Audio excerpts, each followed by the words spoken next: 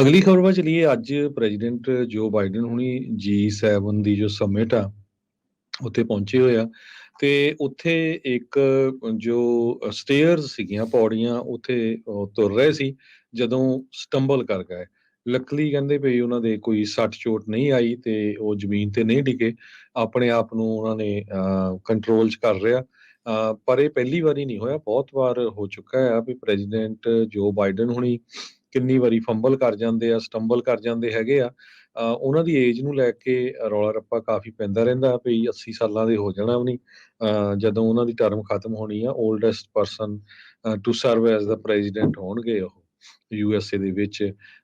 White house ਨੇ ਉਹਨਾਂ ਦੀ health summary report ਜਾਰੀ ਕੀਤੀ ਸੀ ਜੋ ਉਹਨਾਂ ਦੇ ਡਾਕਟਰ ਕੈਬਨ ਓਕੋਨਰ ਹੈਗੇ ਫਰਵਰੀ ਮਹੀਨੇ 'ਚ, ਤੇ ਉਹਨਾਂ ਨੇ ਕਿਹਾ ਸੀ ਵੀ ਉਹ ਬੜੀ ਗੁੱਡ ਹੈਲਥ ਦੇ ਵਿੱਚ ਹੈਗੇ ਆ। ਪ੍ਰੈਜ਼ੀਡੈਂਟ ਬਾਈਡਨ ਹੁਣੀ ਜਾਪਾਨ ਦੇ ਪ੍ਰਾਈਮ ਮਿਨਿਸਟਰ ਫੂਮੀਓ ਕਿਸ਼ੀਡਾ ਨੂੰ ਗ੍ਰੀਟ ਕੀਤਾ ਤੇ ਦੋਨੋਂ ਜਾਣੇ ਜਦੋਂ ਜਾ ਰਹੇ ਸੀ ਤਾਂ ਇਹਨਾਂ ਦਾ ਜੋ ਪੈਰ ਥਿੜਕ ਗਿਆ ਤੇ ਉੱਥੋਂ ਡਿੱਗਣੋਂ ਬਚ ਗਏ। ਜੀ। ਅਗਲੀ ਖਬਰ ਵੱਲ ਚਲੀਏ। ਅੱਜ ਪ੍ਰੈਜ਼ੀਡੈਂਟ ਜੋ ਬਾਈਡਨ ਹੁਣੀ G7 ਦੀ ਜੋ ਸਮਿਟ ਆ ਉੱਥੇ ਪਹੁੰਚੇ ਹੋਏ ਆ ਤੇ ਉੱਥੇ ਇੱਕ ਜੋ ਸਟੇਅਰਸ ਸੀਗੀਆਂ ਪੌੜੀਆਂ ਉੱਥੇ ਤੁਰ ਰਹੇ ਸੀ ਜਦੋਂ ਸਟੰਬਲ ਕਰ ਗਏ। ਲੱਕਲੀ ਕਹਿੰਦੇ ਵੀ ਉਹਨਾਂ ਦੇ ਕੋਈ ਸੱਟ ਚੋਟ ਨਹੀਂ ਆਈ ਤੇ ਉਹ ਜ਼ਮੀਨ ਤੇ ਨਹੀਂ ਡਿੱਗੇ। ਆਪਣੇ ਆਪ ਨੂੰ ਉਹਨਾਂ ਨੇ ਕੰਟਰੋਲ 'ਚ ਕਰ ਲਿਆ। ਪਰ ਇਹ ਪਹਿਲੀ ਵਾਰੀ ਨਹੀਂ ਹੋਇਆ, ਬਹੁਤ ਵਾਰ ਹੋ ਚੁੱਕਾ ਆ ਵੀ ਪ੍ਰੈਜ਼ੀਡੈਂਟ ਜੋ ਬਾਈਡਨ ਹੁਣੀ ਕਿੰਨੀ ਵਾਰੀ ਫੰਬਲ ਕਰ ਜਾਂਦੇ ਆ, ਸਟੰਬਲ ਕਰ ਜਾਂਦੇ ਹੈਗੇ ਆ। ਉਹਨਾਂ ਦੀ ਏਜ ਨੂੰ ਲੈ ਕੇ ਰੌਲਾ ਰੱਪਾ ਕਾਫੀ ਪੈਂਦਾ ਰਹਿੰਦਾ ਵੀ 80 ਸਾਲਾਂ ਦੇ ਹੋ ਜਾਣਾ ਵੀ ਨਹੀਂ ਜਦੋਂ ਉਹਨਾਂ ਦੀ ਟਰਮ ਖਤਮ ਹੋਣੀ ਆ। Oldest person to serve as the president ਹੋਣਗੇ ਉਹ USA ਦੇ ਵਿੱਚ। ਵਾਈਟ ਹਾਊਸ ਨੇ ਉਹਨਾਂ ਦੀ ਹੈਲਥ ਸਮਰੀ ਰਿਪੋਰਟ ਜਾਰੀ ਕੀਤੀ ਸੀ ਜੋ ਉਹਨਾਂ ਦੇ ਡਾਕਟਰ ਕੈਬਨ ਓਕੋਨਰ ਹੈਗੇ ਫਰਵਰੀ ਮਹੀਨੇ 'ਚ, ਤੇ ਉਹਨਾਂ ਨੇ ਕਿਹਾ ਸੀ ਵੀ ਉਹ ਬੜੀ ਗੁੱਡ ਹੈਲਥ ਦੇ ਵਿੱਚ ਹੈਗੇ ਆ। ਪ੍ਰੈਜ਼ੀਡੈਂਟ ਬਾਈਡਨ ਹੁਣੀ ਜਾਪਾਨ ਦੇ ਪ੍ਰਾਈਮ ਮਿਨਿਸਟਰ ਫੂਮੀਓ ਕਿਸ਼ੀਡਾ ਨੂੰ ਗ੍ਰੀਟ ਕੀਤਾ ਤੇ ਦੋਨੋਂ ਜਾਣੇ ਜਦੋਂ ਜਾ ਰਹੇ ਸੀ ਤਾਂ ਇਹਨਾਂ ਦਾ ਜੋ ਪੈਰ ਥਿੜਕ ਗਿਆ ਤੇ ਉੱਥੋਂ ਡਿੱਗਣੋਂ ਬਚ ਗਏ। ਜੀ।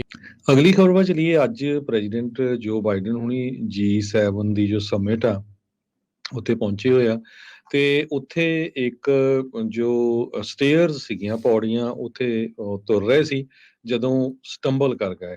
ਲੱਕਲੀ ਕਹਿੰਦੇ ਵੀ ਉਹਨਾਂ ਦੇ ਕੋਈ ਸੱਟ ਚੋਟ ਨਹੀਂ ਆਈ ਤੇ ਉਹ ਜ਼ਮੀਨ ਤੇ ਨਹੀਂ ਡਿੱਗੇ। ਆਪਣੇ ਆਪ ਨੂੰ ਉਹਨਾਂ ਨੇ ਕੰਟਰੋਲ 'ਚ ਕਰ ਲਿਆ। ਪਰ ਇਹ ਪਹਿਲੀ ਵਾਰੀ ਨਹੀਂ ਹੋਇਆ, ਬਹੁਤ ਵਾਰ ਹੋ ਚੁੱਕਾ ਆ ਵੀ ਪ੍ਰੈਜ਼ੀਡੈਂਟ ਜੋ ਬਾਈਡਨ ਹੁਣੀ ਕਿੰਨੀ ਵਾਰੀ ਫੰਬਲ ਕਰ ਜਾਂਦੇ ਆ, ਸਟੰਬਲ ਕਰ ਜਾਂਦੇ ਹੈਗੇ ਆ। ਉਹਨਾਂ ਦੀ ਏਜ ਨੂੰ ਲੈ ਕੇ ਰੌਲਾ ਰੱਪਾ ਕਾਫੀ ਪੈਂਦਾ ਰਹਿੰਦਾ ਵੀ 80 ਸਾਲਾਂ ਦੇ ਹੋ ਜਾਣਾ ਵੀ ਨਹੀਂ ਜਦੋਂ ਉਹਨਾਂ ਦੀ ਟਰਮ ਖਤਮ ਹੋਣੀ ਆ। Oldest person to serve as the president ਹੋਣਗੇ ਉਹ USA ਦੇ ਵਿੱਚ।